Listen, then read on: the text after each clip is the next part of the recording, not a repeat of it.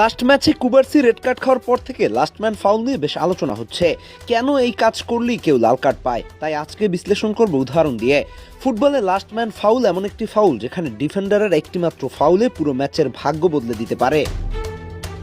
সাধারণত যখন কোনো ফরওয়ার্ড বল নিয়ে গোলের সামনে একেবারে একা এগিয়ে যায়, তখন তার আগেই গোলকিপারের মাঝখানে যদি শুধু একজন ডিফেন্ডার থাকে, সেই ডিফেন্ডারই হলো লাস্ট ম্যান।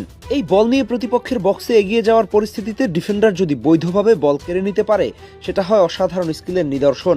কিন্তু যদি বল কেড়ে নিতে ব্যর্থ হওয়ার বলে টাচ না লেগে সরাসরি পায়ে লাগে, তবে সেটাকে মারাত্মক ফাউল হিসেবে গণ্য করা হয় এবং এই ধরনের ফাউলগুলোর ফলে স্পষ্ট গোলের সুযোগ নষ্ট হয়।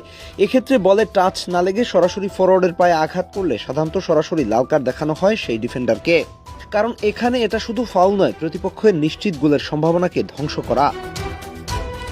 গতকাল বার্সেলোনা এবং অ্যাটলেটিকো মাদ্রিদের হাই ভোল্টেজ ম্যাচেও এরকম একটা ফাউল করে বসেন বার্সা ডিফেন্ডার